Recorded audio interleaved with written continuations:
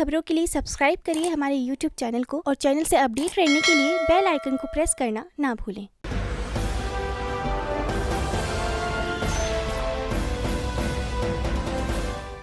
नमस्कार, मैं वंशिका पांडे और आप देख रहे हैं बुलेटिन हिंदुस्तान।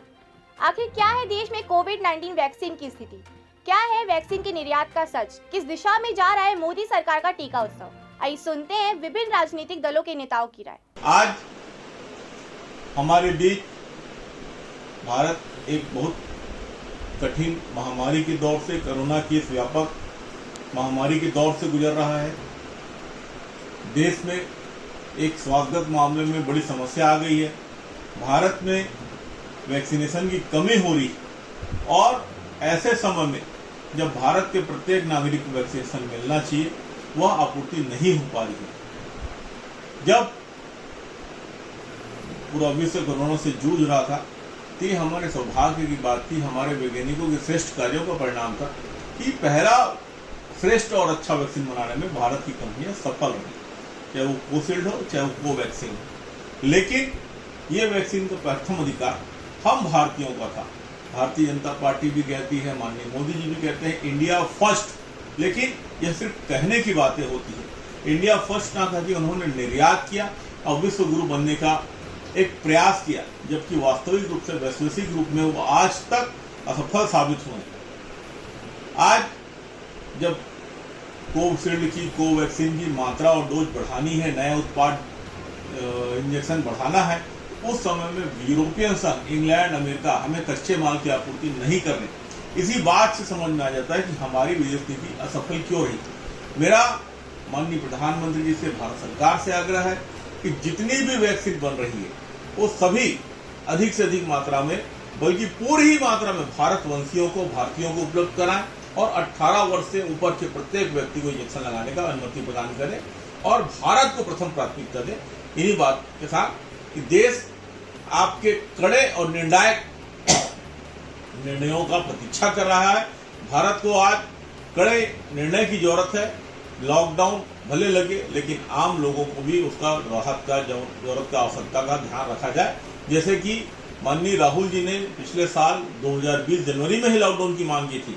यदि उसी समय हम लगा लिए होते तो शायद ये स्थिति नहीं आती, किंतु जो बातें हो चुकी हैं उसे ना देख के भविष्य में हमें इस प्रकार के कड़े कदम उठाने पड़ेंगे। धन्यवाद। जय हिंद, जय भारत। आप सबको मेरा नमस्कार। कोरोना के कोहराम ने पूरे देश को बेहाल कर दिया है। गांव से लेकर शहर और शहर से लेकर राज्य और राज्य से लेकर पूरे देश में कोरोना के कारण आज हमारे देश के लाखों भाई बहन पीड़ित होकर के तड़प तड़प के मर रहे हैं। मुझे ऐसा लगता है कोरोना से बचने के लिए जो जरूरी चीजें हैं, जो कोरोना के गाइडलाइन हैं, वो तो है ही है, लेकिन इसके अलावा अगर पूरे देश में ज्यादा से ज्यादा अगर टीकाकरण अभियान चलाकर अगर सब लोगों को टीका लगा दिया जाए तो मुझे ऐसा लगता है कि इस लड़ाई से हम जीत सकते हैं। लेकिन केंद्र की सरकार के द्वारा 45 वर्ष के बाद के लोगों को ही टीका लगाए जाने की बात की जा रही है, जबकि पूरे देश में युवा और बच्चे भी अब कोरोना से संक्रमित हो रहे हैं। एक तरफ तो सरकार पूरे देश की जनता को टीका नहीं लगा पा रही है, वहीं पर अन्य देशों को भी भारत सहायता योजना के तहत टीका भेजा जाता है। और ये कैसा टीका उत्सव?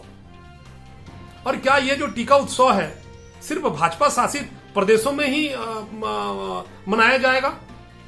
मेरे हिसाब से ये टीका उत्सव नहीं है, बल्कि एक राजनीति का एक हथकंडा है और ये फीका उत्सव है। 1 अरब 35 करोड़ की जनसंख्या वाली हमारे देश में अभी तक मात्र लगभग 10 करोड़ लोगों को ही टीका लग पाया है, जो बहुत ही दुर्भाग्यजनक है। और ऐसे में हमारे नेता माननीय प्रधानमंत्री जी अन्य देशों को टीका भेज रहे हैं, यह बड़े ही दुर्भाग्य की बात है। आज केंद्र की भारतीय जनता पार्टी हो या छत्तीसगढ़ राज्य में कांग्रेस की सरकार हो, इन दोनों को ही पूर्ण बहुमत के साथ राज्य की जनता और देश की जनता ने चुन करके बैठा है। और किसी भी सरकार की जो सबसे बड़ी जिम्मेदारी होती है, 3 बिंदुओं पर आवश्यक रूप से काम करना होता है: स्वास्थ्य, शिक्षा और रोजगार। आज हम सबके सामने स्वास्थ्य एक बड़ी चुनौती बन गई। कोरोना की महामारी ने हर घर में दस्तक दे दिया। ऐसे में सरकार की क्या जिम्मेदारी बनती है? छत्तीसगढ़ की बात मैं करूं तो आज कोरोना मृतकों को कचरे के वाहन में ढोया जाता है। ये दुर्भाग्यजनक। कैसे गढ़ेंगे हम छत्तीसगढ़? हम जीते जी तो आम जनता को उनके जो मौलिक अधिकार है वो नहीं दे पा रहे हैं। मरने के बाद सम्मान के साथ उनका अंतिम संस्कार भी हम नहीं कर पा रहे हैं। तो मैं देश के प्रधानमंत्री माननीय नरेंद्र मोदी जी से, छत्तीसगढ़ राज्य के मुख्यमंत्री माननीय भूपेश बघेल जी से यह मांग करता हूं कि देश के एक एक व्यक्ति को कोरोना का टीका लगना चाहिए।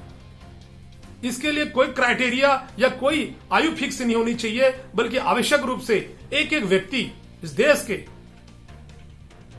1 अरब 35 करोड़ लोगों को यह टीका लगना चाहिए। हम सबके सामने राजनीति से भी बढ़कर अगर कोई चीज है तो वो मानवता है। जीवन रहा तो ये सत्ता और ये कुर्सी हमेशा मिलती रहेगी, लेकिन ये जो वक्त है ये मानवता का है।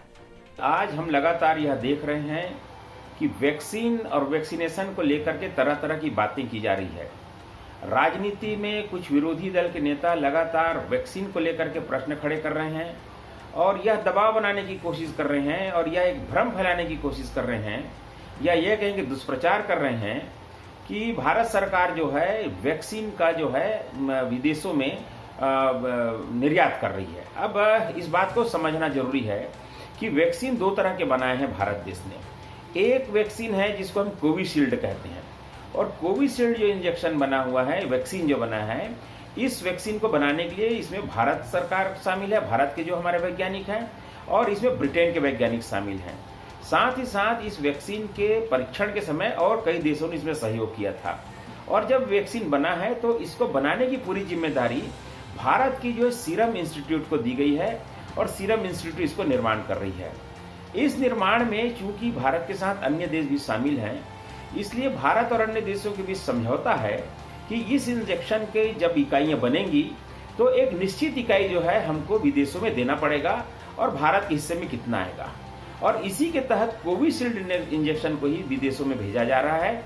और दूसरा इंजेक्शन जो कोवैक्सीन है, जिसको भारत द्वारा ही निर्मित किया गया है, भारत के जो भारत बायोटेक है इसके द्वारा बनाया गया है, यह इंजेक्शन पूरी तरह से भारत में ही वितरण किया जा रहा है और इसका कहीं पर कोई विदेशों में इसका निर्यात नहीं किया जा रहा है।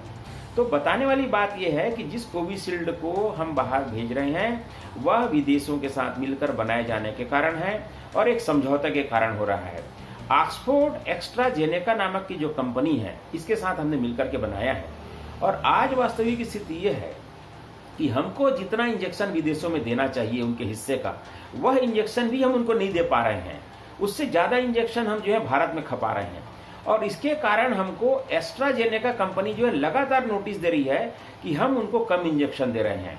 और ऐसी परिस्थिति में और भारत के लोगों को मैं सबको आश्वस्त कराना चाहता हूं कि केंद्र की मोदी सरकार किसी भी मामले में देश के साथ कोई भी समझौता या देश के नागरिकों के हितों के साथ कोई समझौता करने वाली नहीं है।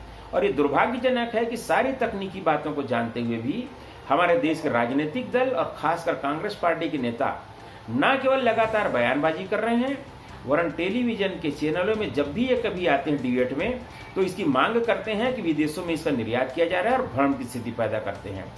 प्रधानमंत्री नरेंद्र मोदी जी ने और हमारे केंद्रीय स्वास्थ्य मंत्री हर्षवर्धन जी ने लगातार इस बात के लिए देश को आश्वस्त कराया है कि वैक्सीन की कोई कमी देश में नहीं है।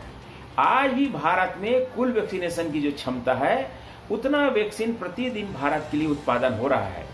इसलिए इस तरह से जिम्मेदार राजनीतिक दल के नेताओं के द्वारा जिस ढंग से पैनिक फैलाया जा रहा है, एक डर का माहौल पैदा किया जा रहा है, उस डर के माहौल से देश की जनता को सावधान रहना चाहिए।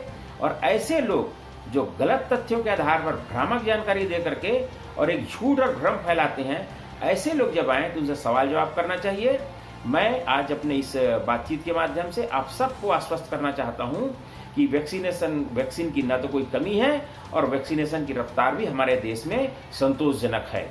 धन्यवाद। तो ये थी कोविड-19 वैक्सीन से जुड़ी राजनीतिक नेताओं की राय। ऐसी खबरों के लिए बने रहिए बुलेटिन हिंदुस्तान के साथ।